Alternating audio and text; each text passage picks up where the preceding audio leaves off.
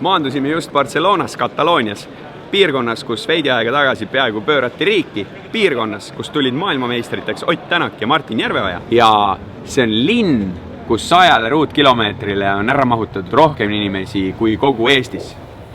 Mees, mis sa veel tahad? Aga meie oleme siin selleks hoopis, et sõita uue Nissan Juke'iga.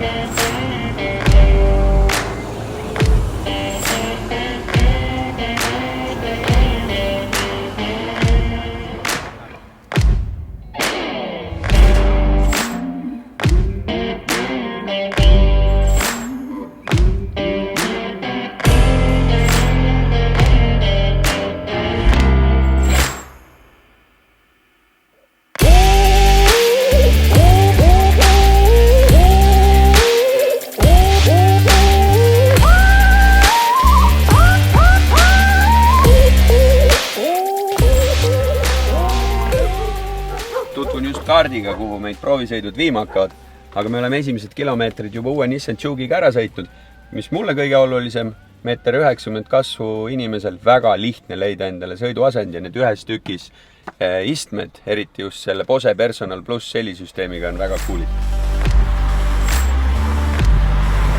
Kataloonia piirkond pakub ka selliseid vahvaid purvilisi mägiteid ja ütleme, et hoolimata sellest, et meie praegu esimene proovisõiduring möödub manuaalkäigukastiga Nissan Juke'i roolis, siis see ei mõjuta absoluutselt kuidagi selle auto juhitavust. Uuel Nissan Juke'il on 11 mm pikem teljevahe ja see tekitab olukorra, kus siis autol on rattad rohkem nurkadesse viitud. Ma ütlen, et see masin on väga kontrollitav ja kui promomaterjal ütleb fun to drive, siis meil praegu nende teede peal igal juhul lust jätkub.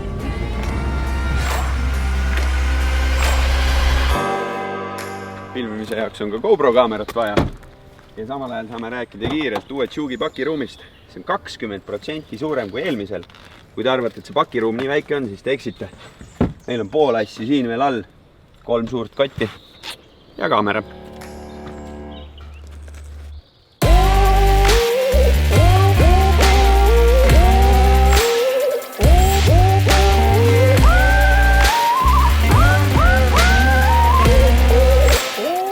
Esimene põlvkond Nissan Juke'i tuli välja 9 aastat tagasi ja kohe oli teemaks tema disain.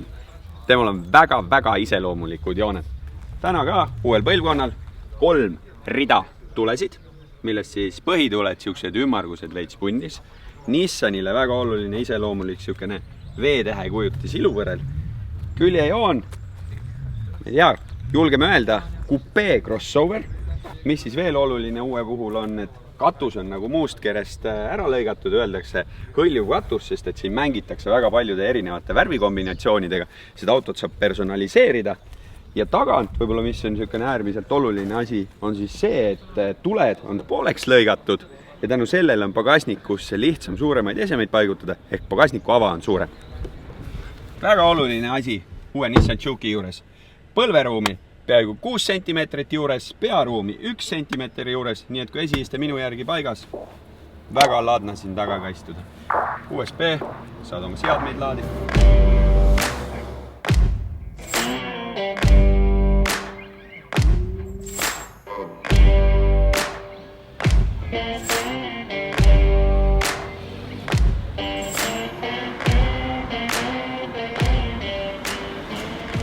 Kaks toredat päeva Barcelonas ja selle ümbruses on läbi saanud. Saime mõnusalt sõita uue Nissan Juke'iga. Nüüd tuleb panna külmailmariided selga ja oodata, millal uus Nissan Juke Eesti müügiesindustesse jõuab. Tšau!